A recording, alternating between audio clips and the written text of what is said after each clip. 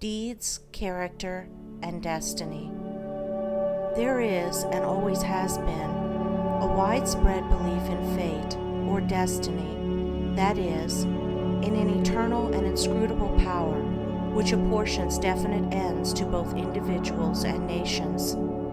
This belief has arisen from long observation of the facts of life. Men are conscious that there are certain occurrences which they cannot control, and are powerless to avert. Birth and death, for instance, are inevitable, and many of the incidents of life appear equally inevitable. Men strain every nerve for the attainment of certain ends, and gradually they become conscious of a power which seems to be not of themselves, which frustrates their puny efforts, and laughs, as it were, at their fruitless striving and struggle. As men advance in life, they learn to submit, more or less, to this overruling power which they do not understand, perceiving only its effects in themselves and the world around them, and they call it by various names, such as God, Providence, Fate, Destiny, etc. Men of contemplation, such as poets and philosophers, step aside, as it were, to watch the movements of this mysterious power, as it seems to elevate its favorites on the one hand and strike down its victims on the other, without reference to merit or demerit. The greatest poets, especially the dramatic poets, represent this power in their works, as they have observed it in nature. The Greek and Roman dramatists usually depict their heroes as having foreknowledge of their fate, and taking means to escape it, but by so doing, they blindly involve themselves in a series of consequences which bring about the doom they are trying to avert. Shakespeare's characters, on the other hand, are represented, as in nature, with no foreknowledge, except in the form of presentiment, of their particular destiny. Thus, according to the poets, whether the man knows his fate or not, he cannot avert it, and every conscious or unconscious act of his is a step towards it. Omar Khayyam's moving finger is a vivid expression of this idea of fate. The moving finger writes, and having writ, moves on, nor all thy piety nor wit shall lure it back to cancel half a line, nor all thy tears wash out a word of it. Thus men in all nations and times have experienced in their lives the action of this invincible power or law, and in our nation today, this experience has been crystallized in the terse proverb, "Man proposes, God disposes." But contradictory as it may appear, there is an equally widespread belief in man's responsibility as a free agent. All moral teaching is an affirmation of man's freedom to choose his course and mold his destiny, and man's patient and untiring efforts in achieving his ends are declarations of consciousness of freedom and power. This dual experience of fate on the one hand and freedom on the other has given rise to the interminable controversy between the believers in fatalism and the upholders of free will, a controversy which was recently revived under the term determinism versus free will. Between apparently conflicting extremes, there is always a middle way of balance, justice, or compensation, which, while it includes both extremes, cannot be said to be either one or the other, and brings both into harmony, and this middle way is the point of contact between two extremes.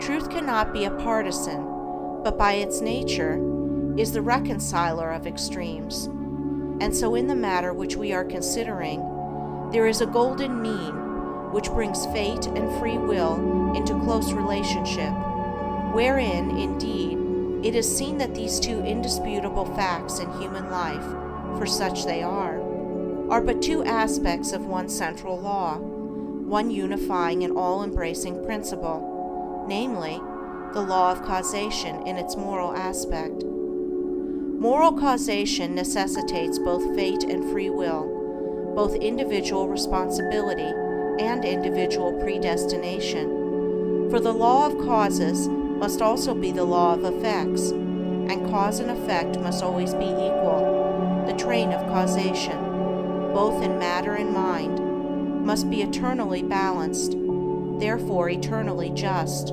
eternally perfect.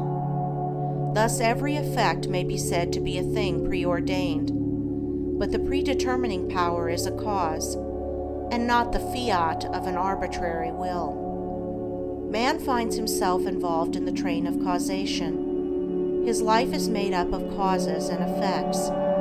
It is both a sowing and a reaping. Each act of his is a cause, which must be balanced by its effects. He chooses the cause. This is free will. He cannot choose, alter, or avert the effect. This is fate. Thus free will stands for the power to initiate causes, and destiny is involvement in effects.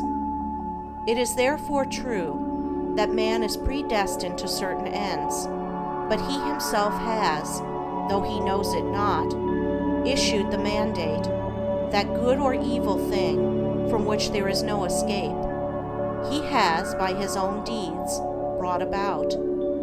It may here be urged that man is not responsible for his deeds, that these are the effects of his character, and that he is not responsible for the character, good or bad, which was given him at his birth. If character was given him at birth, this would be true, and there would then be no moral law, and no need for moral teaching. But characters are not given ready-made. They are evolved. They are indeed effects, the products of the moral law itself, that is, the products of deeds. Character result of an accumulation of deeds which have piled up, so to speak, by the individual during his life. Man is the doer of his own deeds. As such, he is the maker of his own character. And as the doer of his deeds and the maker of his character, he is the molder and shaper of his destiny. He has the power to modify and alter his deeds, and every time he acts, he modifies his character. And with the modification of his character for good or evil, he is predetermining for himself new destinies, destinies disastrous or beneficent, in accordance with the nature of his deeds. Character is destiny itself, as a fixed combination of deeds. It bears within itself the results of those deeds. These results lie hidden as moral seeds in the dark recesses of the character, awaiting their season of germination, growth, and fruitage. Those things which befall a man are the reflections of himself, that destiny which pursued him, which he was powerless to escape by effort or avert by prayer, was the relentless ghoul of his own wrong deeds, demanding and enforcing restitution. Those blessings and curses which come to him unbidden are the reverberating echoes of the sounds which he himself sent forth. It is this knowledge of the perfect law working through and above all things, of the perfect justice operating in and adjusting all human affairs, that enables the good man to love his enemies and to rise above all hatred, resentment, and complaining, for he knows that only his own can come to him, and that, though he be surrounded by persecutors, his enemies are but the blind instruments of a faultless retribution, and so he blames them not, but calmly receives his accounts, and patiently pays his moral debts. But this is not all. He does not merely pay his debts. He takes care not to contract any further debts. He watches himself and makes his deeds faultless. While paying off evil accounts, he is laying up good accounts. By putting an end to his own sin, he is bringing evil and suffering to an end. And now let us consider how the law operates in particular instances in the outworking of destiny through deeds and character. First, we will look at this present life, for the present is the synthesis of the entire past. The net result of all that a man has ever thought and done is contained within him. It is noticeable that sometimes the good man fails and the unscrupulous man prospers, a fact which seems to put all moral maxims as to the good results of righteousness out of account. And because of this, many people deny the operation of any just law in human life, and even declare that it is chiefly the unjust that prosper. Nevertheless, the moral law exists, and is not altered or subverted by shallow conclusions. It should be remembered that man is a changing, evolving being. The good man was not always good.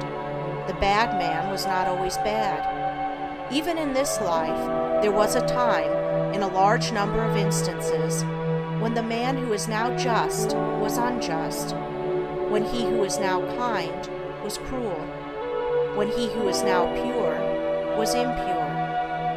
Conversely, there was a time in this life, in a number of instances, when he who is now unjust was just, when he who is now cruel was kind, when he who is now impure was pure.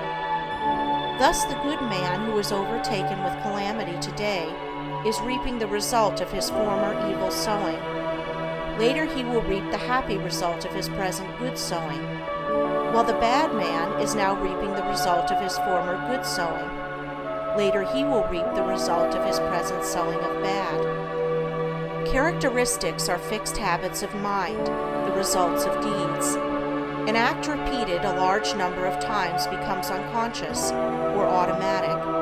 That is, it seems to repeat itself without any effort on the part of the doer, so that it seems to him almost impossible not to do it, and then it has become a mental characteristic. Here is a poor man out of work. He is honest and is not a shirker. He wants work and cannot get it. He tries hard and continues to fail. Where is the justice in his lot? There was a time in this man's condition when he had plenty of work. He felt burdened with it. He shirked it and longed for ease. He thought how delightful it would be to have nothing to do. He did not appreciate the blessedness of his lot. His desire for ease is now gratified, but the fruit for which he longed, and which he thought would taste so sweet, has turned to ashes in his mouth. The condition which he aimed for, namely, to have nothing to do, he has reached, and there he is compelled to remain till his lesson is thoroughly learned. And he is surely learning that habitual ease is degrading, that to have nothing to do is a condition of wretchedness, and that work is a noble and blessed thing. His former desires and deeds have brought him where he is, and now his present desire for work, his ceaseless searching and asking for it, will just as surely bring about its own beneficent result. No longer desiring idleness, his present condition will, as an effect, the cause of which is no longer propagated, soon pass away, and he will obtain employment. And if his whole mind is now set on work, and he desires it above all else, then when it comes, he will be overwhelmed with it. It will flow into him from all sides, and he will prosper in his industry. Then, if he does not understand the law of cause and effect in human life, he will wonder why work comes to him apparently unsought, while others who seek it strenuously fail to obtain it. Nothing comes unbidden. Where the shadow is, there also is the substance. That which comes to the individual is the product of his own deeds.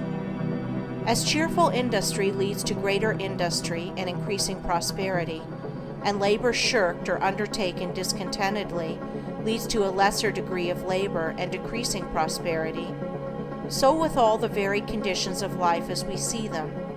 They are the destinies wrought by the thoughts and deeds of each particular individual. So also with the vast variety of characters, they are the ripening and ripened fruit of the sowing of deeds. As the individual reaps what he sows, so the nation, being a community of individuals, reaps also what it sows. Nations become great when their leaders are just men. They fall and fade when their just men pass away. Those who are in power set an example, good or bad, for the entire nation. Great will be the peace and prosperity of a nation when there shall arise within it a line of statesmen who, having first established themselves in a lofty integrity of character, shall direct the energies of the nation toward the culture of virtue and development of character, knowing that only through personal industry, integrity, and nobility can national prosperity proceed. Still, above all, is the great law, calmly and with infallible justice, meting out to mortals their fleeting destinies, tear-stained or smiling, the fabric of their hands. Life is a great school for the development of character, and all, through strife and struggle, vice and virtue, success and failure, are slowly but surely learning the lessons of wisdom. End of Chapter 1. Recording by Andrea Fiore.